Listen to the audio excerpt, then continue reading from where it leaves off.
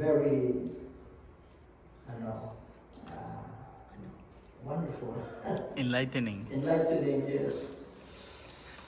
So, also, Wednesday evening, we have prayer meetings. You're welcome to. Wala kayong ginagawa at mag-TV na naman kayo, mas mabuti pa na. Atin sa natin ng Tuesday at saka Wednesday. No. Okay.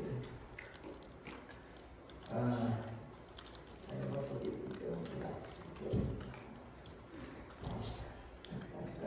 Ano ito? Hindi nakita yan. Okay, let's go on our the exposition of God's Word based on Psalm chapter 100. Okay, and let's start that. Okay. So, I have meditated on this chapter, and I have come up with this summary statement of the Psalm, which is people of the world worship the Lord. And just to rephrase it, it tells us to yearn and to pray for all the people of the world to worship the Lord. So let's, next please.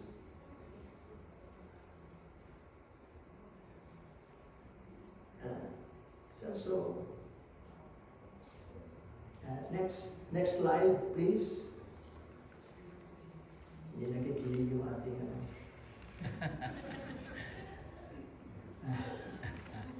Okay. So let's read Psalm 100 together. Shout joyfully to the Lord, all the earth. Serve the Lord with gladness. Come before Him with joyful singing. Know that the Lord is God. It is He who has made us, and not we ourselves. We are His people, and the sheep of His pasture.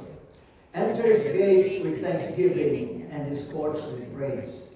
Give thanks to Him, bless His name, for the Lord is good. Usually, and His loving kindness is everlasting. What happened? Okay, there's some more there. In the bottom part. His loving kindness, for the Lord is good and His love endures forever. His faithfulness continues through all generations. Okay. As you can see, I draw a line. I do not know why the line moved. But the line is supposed to connect all the earth and enter His gates with thanksgiving. And so the psalm invites the people of the earth. As you see, the earth cannot, the physical earth cannot serve the Lord. It cannot also sing and make joyful songs. So it has to mean the people of all the earth to serve the Lord, to shout joyfully, not just people in the church, but all the people of the earth. And so that is a global picture. Maybe this one here should be off. That's it. The psalmist starts with a picture of all the people of the earth. He invites them, this is his vision, of the people coming from all over the earth, coming to where? A local place where you see the gates and where you see the courts of the Lord, which is a picture of the pilgrims or those who have loved the Lord, coming from different countries, coming to Jerusalem to worship the Lord. So that's the picture of the Son. And so next, please. So we see a global vision for the nations to serve the Lord, verse 1 to 3, and then towards going into a local picture, a local setting, which is a local vision for the nations to worship the Lord. You see the picture now of Psalm 100. And usually we read this psalm in the beginning of the worship, and all we want to get from that is that this is how we should worship. And it's a kind of a formula, but we neither shout joyfully to the Lord, and so on. We'll have more explanation on that later on. In this psalm, the author shows us his vision, or the Holy Spirit has given him this vision of all the people of the world worshiping God. This has been in the heart of God since the beginning, and the psalmist captures that. Next, please. So, the first part is a global vision for all the nations to serve the Lord. What do? They shout joyfully to the Lord. They serve the Lord with gladness. They come before the Lord with joyful singing. And what is the reason for this? Because the Lord himself is God. The Lord is the creator. The Lord owns and cares for his people like shepherds caring for the sheep. Okay. Next, please. So in Jerusalem, the local vision of the psalmist sees them now entering the gates in Jerusalem. They bring with them thanksgiving offering. And then they get inside the city into the temple of the Lord, where they sing and play their musical instruments. They give thanks to the Lord, and then they bless the name of the Lord. The reason for this is because the Lord is good, and his loving kindness is everlasting, and his faithfulness is through all generations. So that's the general picture of the psalm. Next, please. Okay, that's where we will concentrate now. Next, please.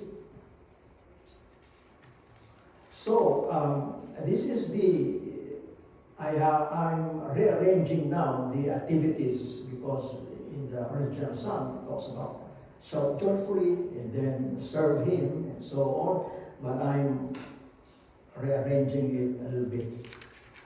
We start with recognizing again that the Lord Yahweh is their creator.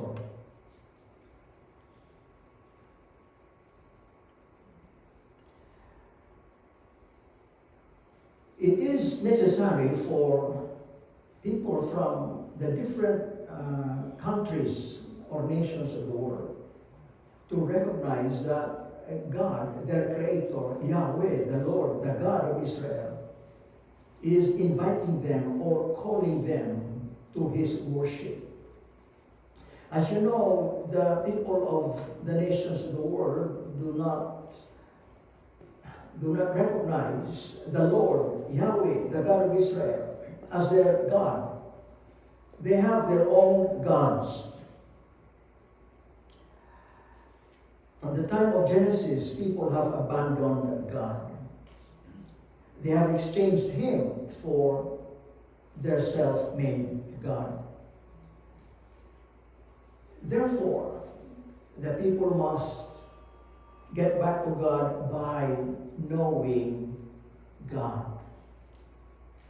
This is where discipleship comes in. This creator is Yahweh, but he is not limited to the God of Israel. Yahweh is the creator of all the peoples of the world. And so just as Israel worshipped this Yahweh, this God, the author now invites them to have a relationship with this Yahweh God. This implication is earth-shaking for pagan nations, because this means that they will have to abandon their idols, their idol gods, and serve the God of Israel. Can you imagine the jihadists abandoning their God to follow the God of Israel. Can you imagine the Taoists and the Buddhists to easily change their mind regarding God and follow Him? This is why it's earth-shaking. It's difficult for them. But for people to worship the true God, they must start with knowing this God. A slight application to this is that in our desire for our friends who have not come to know God yet, that our conversation with them starts with God, the Creator. Asking the question like, where did you come from? What is the purpose for your life? This introduces us to the basic understanding of life, which is our origin. And when they have learned that maybe the most plausible understanding of our existence is that God created us, that this will bring them closer to the Lord Jesus Christ, whom God sent to us. We have glimpses of people from different countries knowing Yahweh in the Bible. So this isn't just an isolated discovery or vision of the psalmist. I'm sure that he has read different accounts in the Old Testament of people coming, grasping the God, this Yahweh God. Rahab, for example, the Canaanite woman from Jericho, said, I know that the Lord has given this land to you, for the Lord your God is God in heaven above and on the earth below. He was a Canaanite woman. Joshua and his army saved her because she gave refuge to the two spies in the city of Jericho. Ruth, the Moabite woman, said, your people will be my people and your God will be my God. She understood God somehow through the silent and faithful, stubborn witness of her mother-in-law, Naomi. Naaman, the Syrian general, said, now I know that there is no God in all the world except in Israel. Please let me, your servant, be given as much earth as a pair of mules can carry. For your servant will never again make burnt offering and sacrifices to any other God but the Yahweh of Israel. After his leprosy was healed through the prophet Elisha, he turned around and said, I'm going to serve now the God of Israel. But you know, these are not just a few glimpses in the Old Testament of people coming to know God. Because in Revelation chapter 7, verse 9, this is what we read, and there before me was a great multitude that no one could count, from every nation, tribe, people, and language, standing before the throne. So we see individuals coming to know God. We see a whole nation coming to know God. And in the end of human history, we find all the nations from every tribe, people, language, standing before the throne of God. You see a picture, a vision of the nations, of the people of this world. If you're reading the news now and going to the YouTube more often, probably you will see that our world, that we are living in a bubble here in Ottawa. When the rest of the world are experiencing waves of destruction and chaos, it seems that we're not affected here. The campuses in the United States is being invaded by people who want to destroy the United States.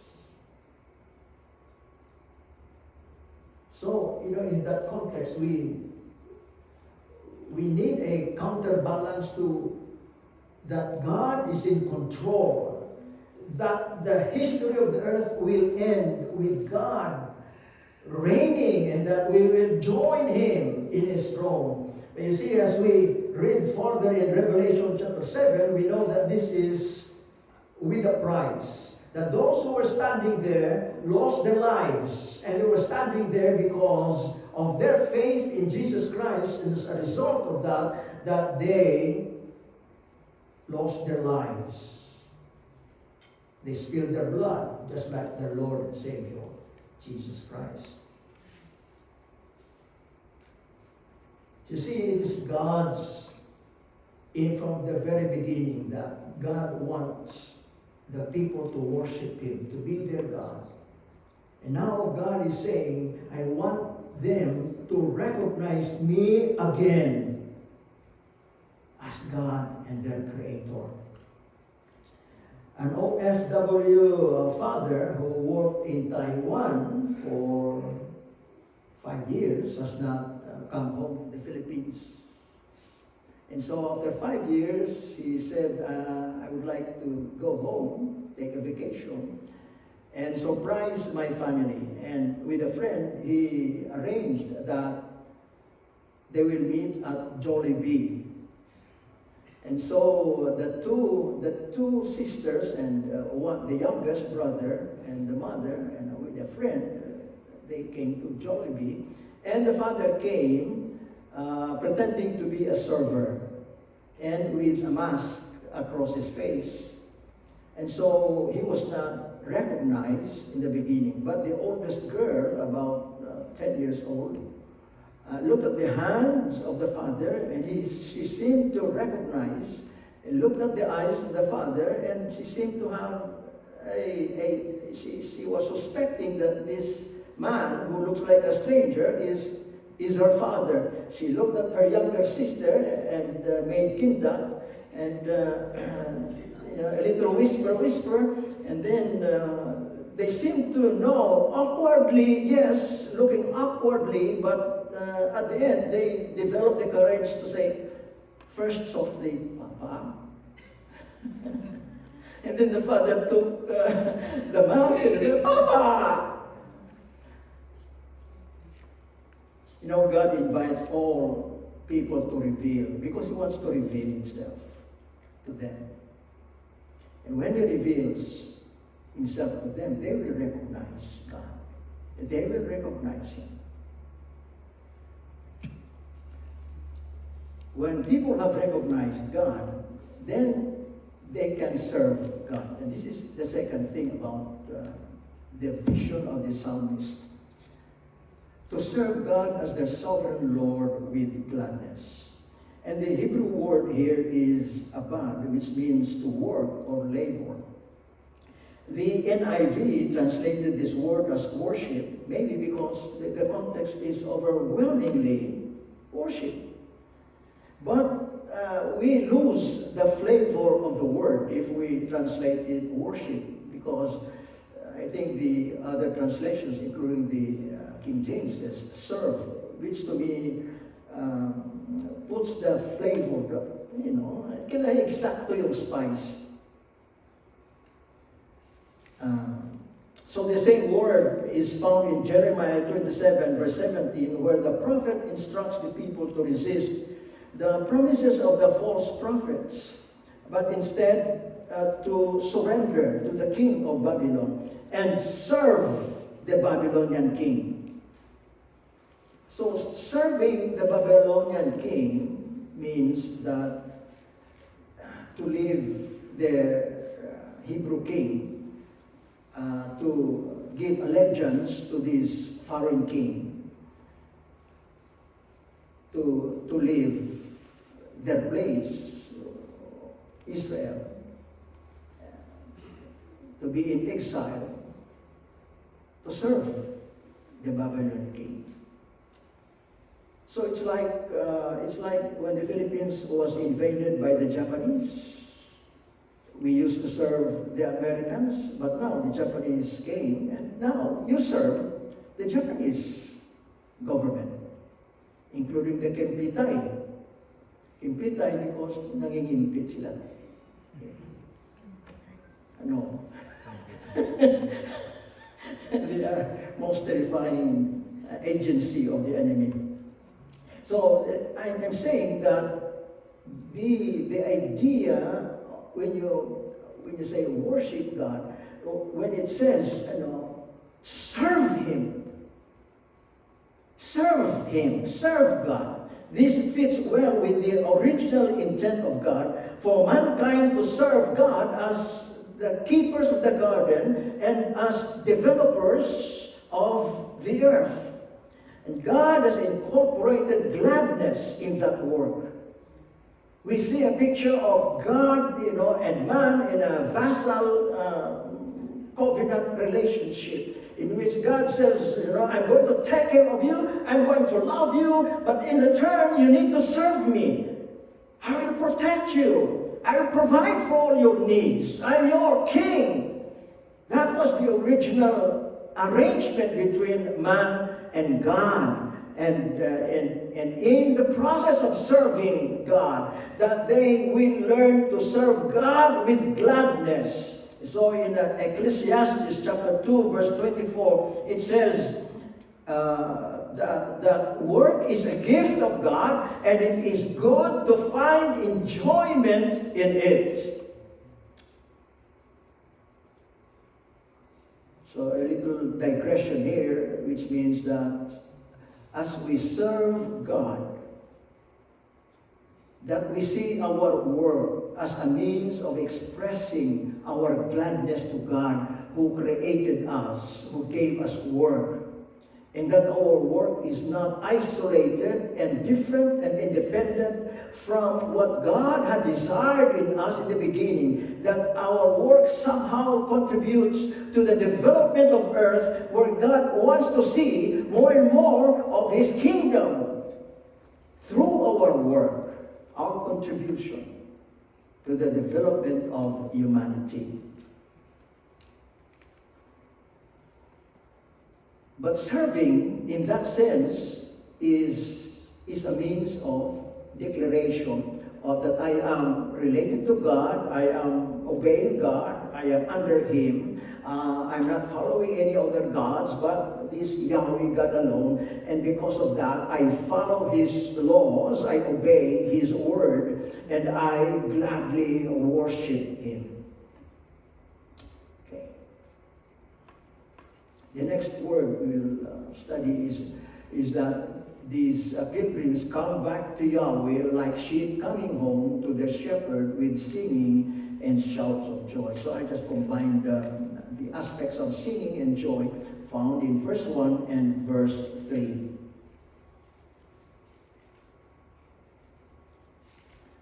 Psalm 98, verse 1 to 9, is a detailed description of the nations of the world rejoicing before God. Let me read that quickly to you.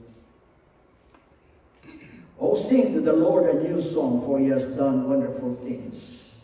His right hand and His holy arm have gained the victory for Him. The Lord has made known His salvation. He has revealed His righteousness in the sight of the nations. So while God is doing this marvelous work of His salvation for Israel, the nations of the world see this. They are not ignorant about what God has done through Israel. For example, the rescue of Israel from Egypt, everybody knew about that. And so as a result of that, all the ends of the earth have seen the salvation of our God. Shout joyfully to the Lord, all the earth. God sees the nations who have seen the acts of God, rejoicing as a result, glorifying God. Break forth and sing for joy and sing praises. And then verse 7, it says, to the sea, let the sea roar and all it contains, the world and those who dwell in it. Let the rivers clap their hands. Let the mountains sing together for joy before the Lord, for he is coming to judge the earth. Can you imagine the plan of God for the whole world here? And we see here the psalmist expressing the emotions of God and how he's excited to see the people of the world, the people whom he has created, the sheep of his pasture, rejoicing at what he is doing.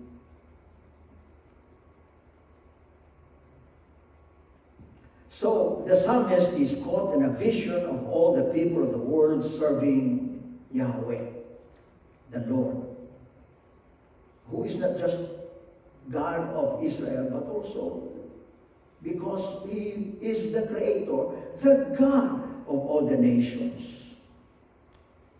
He sees them being satisfied through their work and joyfully responding to what God has given them.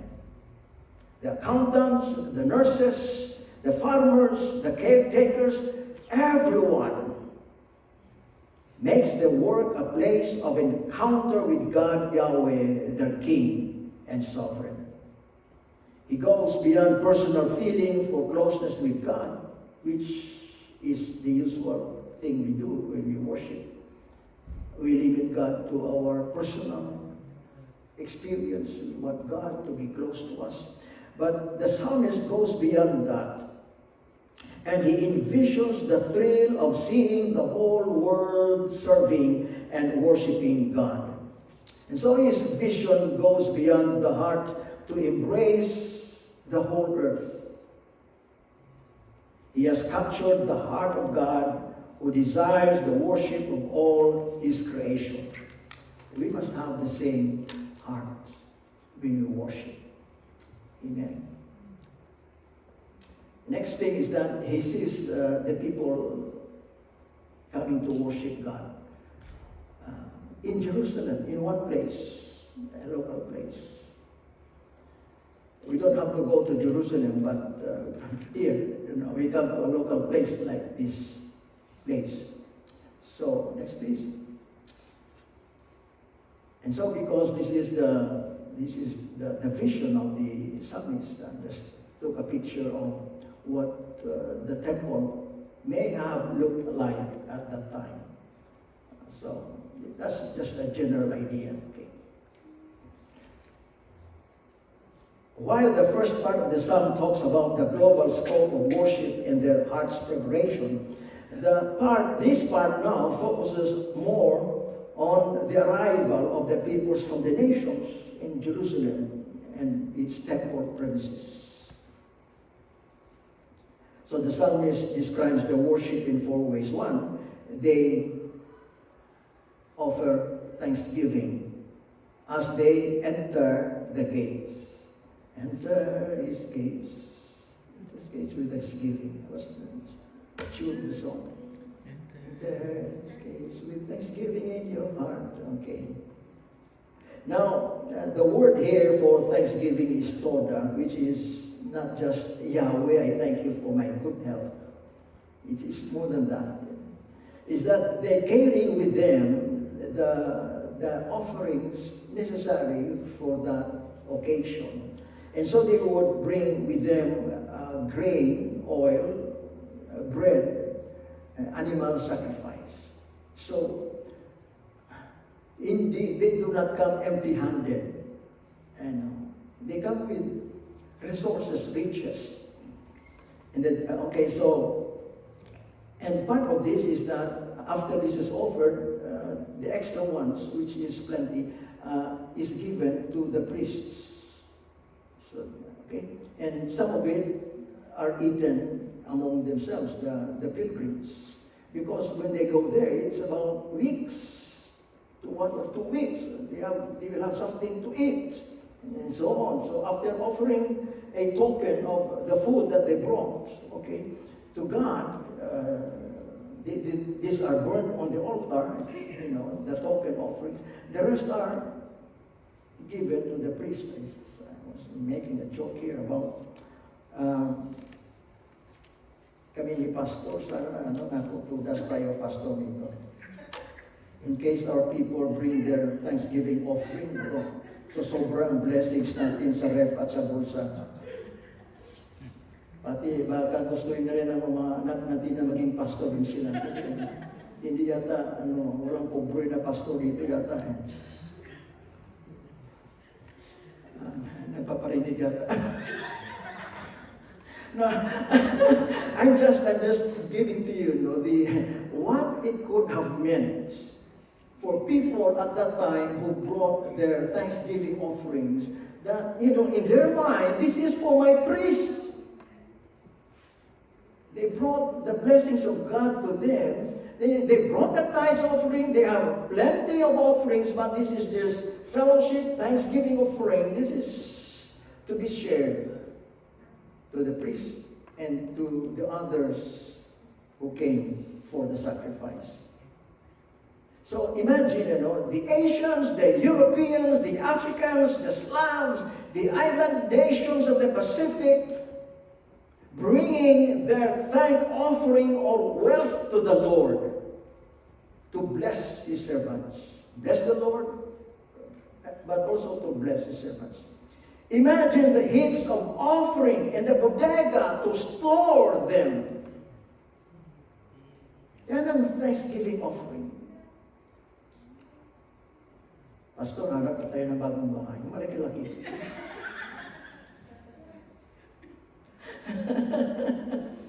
Okay, so that's the offering, the Thanksgiving offering.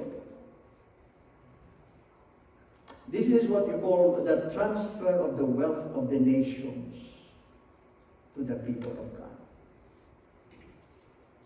Number 2, they praise the Lord with singing. This is the word tela, and with musical instruments as they enter the courtyard of the temple. This was first established by King David, the singing in the temple.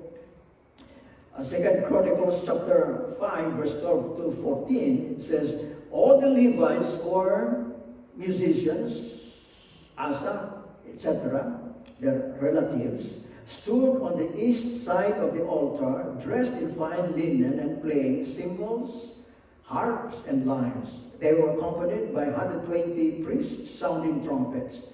The trumpeters and singers joined in unison and with one voice to give praise, Tehillah, and praise and thanks to the Lord. Accompanied by trumpets, cymbals, and other instruments, they raised their voices in praise to the Lord and sang, He is good, His love endures forever. This is the summarized form of God. He is good, and His love endures forever. So here you have, you have just entered the gates. You have given your sacrifice offering, your thanksgiving offering. So now you are in the premises of the temple, and you're standing there and together with all these thousands of people from all over the world, and you are singing. You're singing with the choir, and you are hearing the sound, the trumpets, the cymbals, and so on. The musical team, there's 120 singers, including instrument players. Imagine the sound, the tune, the exquisite tune that is sung, invented, and wrote by the Levites as they sang before God.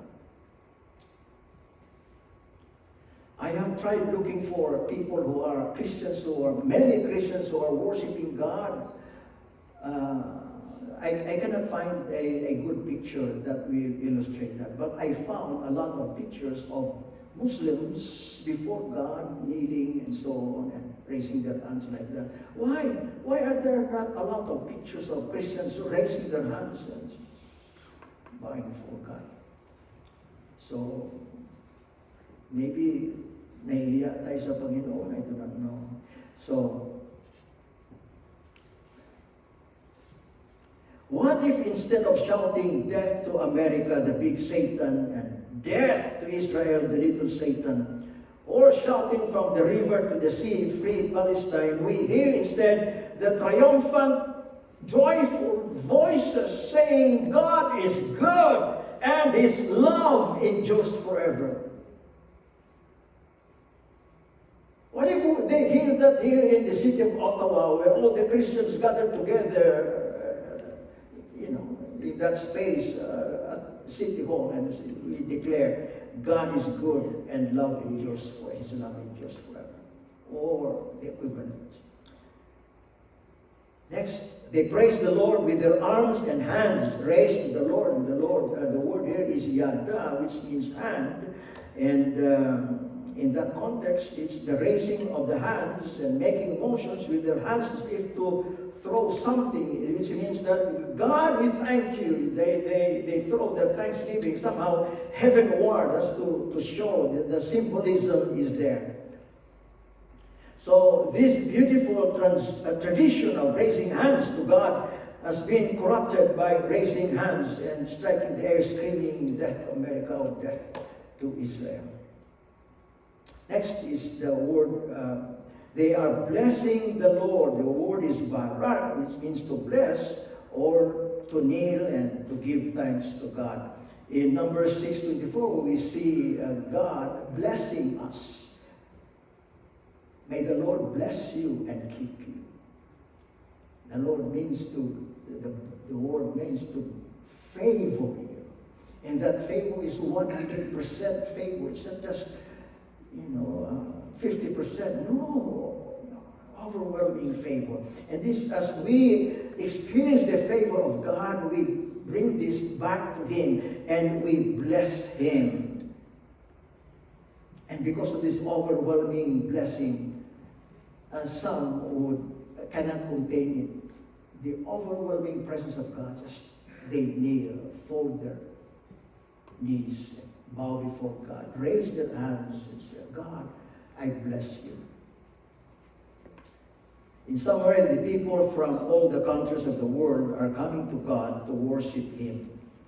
If this happened today, it's by ship, by rail, by bus, by plane, and they arrived. They are all excited and they are shouting with joy as they land. Bringing along the thanksgiving offering, they enter through the gates of Jerusalem. The offering is for the priests, the Levites, and for the needy. And there at the courts of the temple, they sang and played their musical instruments. They raised their hands to God in praise and knelt and blessed the Lord and magnified God. So gifts, singing, playing musical instruments, raising of hands, kneeling are just some of the outward expressions of this worship. We're ending now. Next, please. Application. Expand your worship experience. Know the Lord. Get to know Him some more. Worship with gladness, with shouts. Learn to shout God to God. Go to the river, Ottawa River, and by yourself shout there. Joyful singing, bringing thanksgiving offering to church. Kung hindi sa amin, marami dito kailangan ng thanksgiving offering. Remember the widows. Okay, remember the sick. Yung mga thanksgiving offering natin. Raising your hands to God, kneeling and bowing in your private worship. Experience both the solemn and bongacious worship.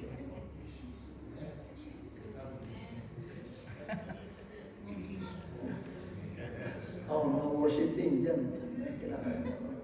Sometimes may bongacious tayo worship. Number 2, enjoy personal closeness with God in worship, but also tenderness of heart to intercede for the nations, to know the Lord and worship with God's people. The church where I went to, the church that Esther goes to, every Sunday, notice that they prayed for one church within their city. Oh, maganda yan, sabi ko. Pero you know what, we should go beyond that. And that is every Sunday, we remember to pray for the unreached people nations. Next, please. In one sentence, as we worship, let us also yearn for all the people of the world to worship the Lord. Amen.